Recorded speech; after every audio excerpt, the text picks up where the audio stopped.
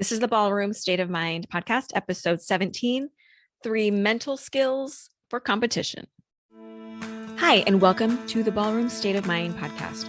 My name is Amber Hayter, and I am your host. I'm a life coach and an amateur ballroom dancer. This podcast is where I teach you how to think about life and think about your dancing so that you can win more at both. Let's do it. Hey, y'all, it's me. I just got back from a competition. I was at Emerald last week and I did reasonably well. I'm actually really happy with how it went. It was a big competition. It was my second time dancing at a silver level at a competition. It was a big one. It was a big competition for me.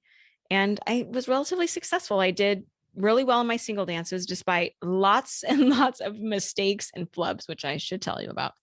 And I did well in my championship and scholarship rounds against people that I thought were really tough competitors. And I thought it was really close. So I'm really happy with how it went.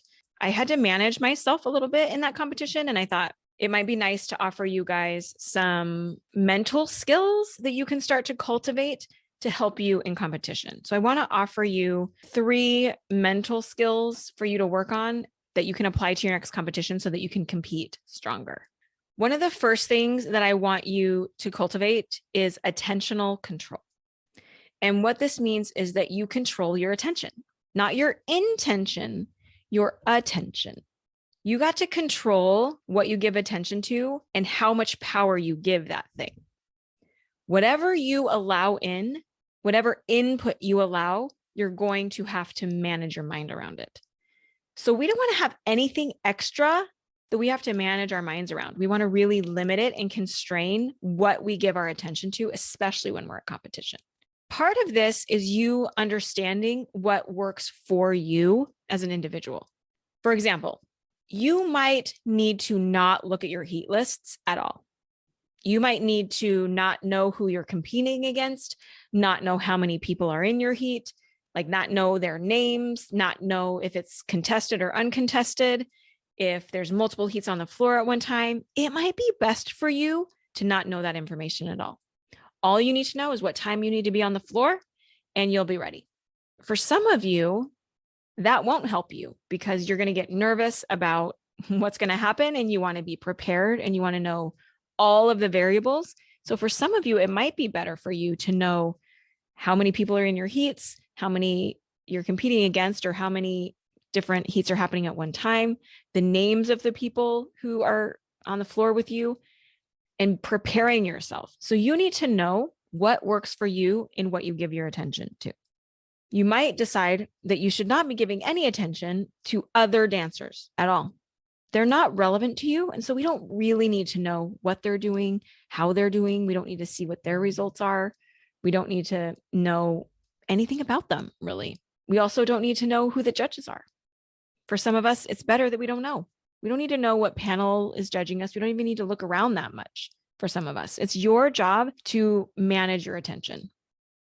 If there's other dancers in your studio who dance at near the same level as you and watching them throws you off, then don't watch them. Don't be in the ballroom when they're dancing. You are in charge of your attention and you need to figure out what helps you and what doesn't, and then attend to that. Okay. So attentional control is number 1. Number 2 is practice being in the present moment. Now, this means we're not going to be in the past and we're not going to be in the future. When you're in the present moment, you're focusing on what needs to be done right then and nothing else. When we think about the past in terms of competitions, it looks like often previous competitions, like what happened at the last competition. How did I do? What happened? Did I mess up? Did I have poor results? And when you bring that past into the present, you're going to create worry or fear or anxiety. You might create guilt about how it went. And we don't want to bring those kinds of emotions into the present. So we want to leave the past in the past. And at a competition, the past is like a minute ago. So if you messed up your last round, you got to be willing to just let that go. Let it be in the past. Don't bring it into the present. You got to reset quickly. You got to have a short memory. It might mean not even just the last round, but the last minute. Like if you are in the middle of a round and you forgot something, you need to be willing to let that go really quickly and try to get on as quickly as you can. And so that means being in literally the exact moment in that case. In that exact moment, you need to be making different decisions. You need to make a decision to listen to your teacher. You need to be focusing on the cues that you're getting from them. You need to be focusing on the music. You don't need to be bringing the past into the future. You need to be making some good decisions in that moment.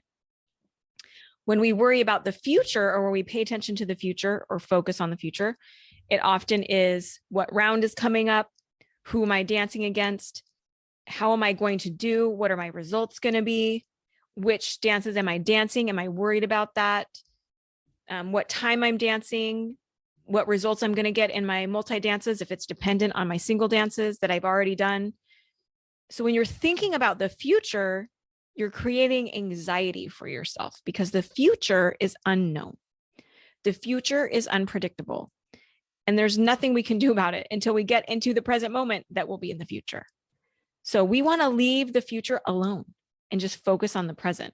You don't want to bring anxiety into the present. You don't want to bring fear, worry into the present. Okay.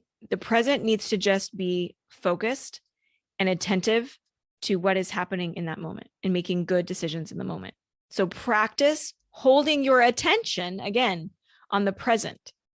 Attentional control that we talked about is literally the number one skill you can cultivate. If you can cultivate attentional control and control what you give attention to, what you give your focus to, that will take care of everything else. Okay. So keep your mind in the present moment. And this is a muscle that you have to build. So you're going to tell me, I tried that, but I just keep thinking about the past, or I just keep going to the future. And I'm telling you, it's a muscle you need to work. It's something you need to practice. It's something you need to develop and cultivate. Okay. So you're not going to be good at it at first. Your brain is used to going wherever it wants to, whenever it feels like it. And so it's your job to train it to stay where you want to keep it. That's number 2, present moment. Last one kind of involves the first 2, and that's emotional regulation.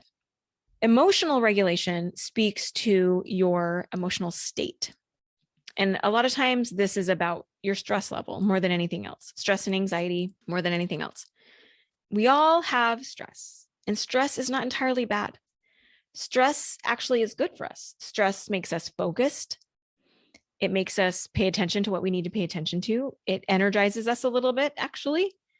We just don't want our stress to get out of control. We don't want the pressure and the anxiety to get out of control. So I like to think about this like a threshold. You have a threshold at which, if your stress gets past that threshold, it's going to be kind of out of control. You're going to struggle to manage yourself. You might have like a breakdown. And we don't want to get to that threshold. We want to stay as far away from that threshold as we can.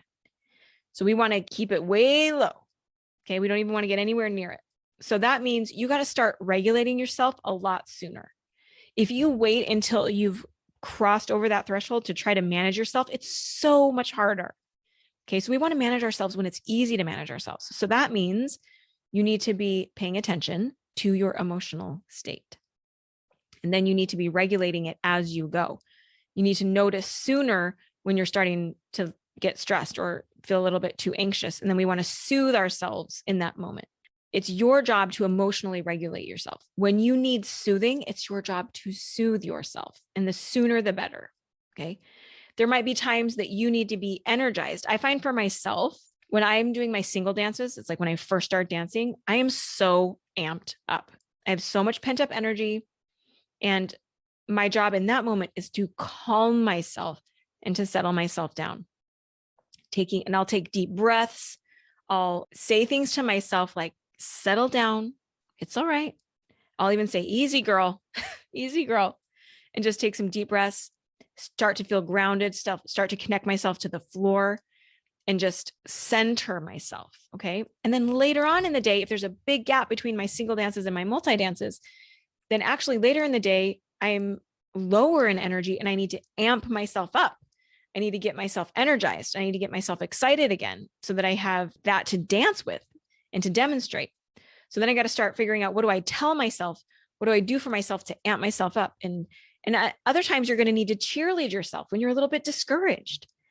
And all of this emotional regulation is up to you. You might think that your emotions are not in your control and that they just happen to you. But I want you to know that you have so much more control over this than you think. And it starts in your head. The way to hack your emotions is often through your thinking and your mindset work. So if I'm feeling discouraged, I'm usually thinking things like, I can't do it. I'm not going to make it. I'm not doing well. I'm terrible at this. It's you telling yourself all the things that you're not and all the ways that you're deficient. So when you need to encourage yourself, you need to be telling yourself what you can do, what is possible for you, that you're ready, that you've been practicing. Remind yourself of all the work that you've been doing, that you've done it before and you'll do it again. Think about things like, I got this. I got this. We got this. I can do it. I can do it.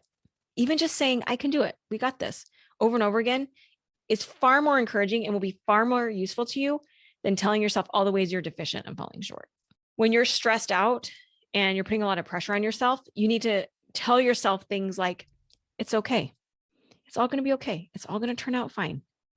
Even if we don't do well, we're going to be okay. It's kind of that happy medium of like, it's important to us, but it's not that important. Like we care about it, but also not that much. And that is the healthy middle ground that will help you be focused and positive, but also not pressure yourself. And that is the sweet spot. That is the zone. And we want to emotionally regulate ourselves into that zone. And you got to summon it. When you need peace, you need reassurance, you got to summon it. When you need cheerleading, you got to summon it, right? Like that's up to you. And the people around you can help you, but that's what I want you to know is that that's within your control. And it will help you to manage your emotions when you manage your attention and when you keep yourself in the present moment. Those are two big things that will help you to emotionally regulate yourself. Okay. So think about these things. Notice yourself as you go about your dance life, maybe even your regular life. Notice what you're giving your attention to. And if those things are useful to you or not. Notice if you're staying in the present moment, making good decisions, doing what needs to be done in that moment, or if you're past focused or future focused. And if you're bringing negative emotions from the past or the future into the present. Okay. And then lastly, use both of those things to help you emotionally regulate yourself. Hack those emotions by using your thinking, your mindset to help regulate yourself. Okay. These are 3 really good mental skills for you to develop to be stronger and more resilient at competitions. Okay. That's what I have for you today. Catch you next time. Hey, thanks for listening. Do you have a mindset coach yet? If not, I'm your girl. Go to amberhader.com/work with me to find out more.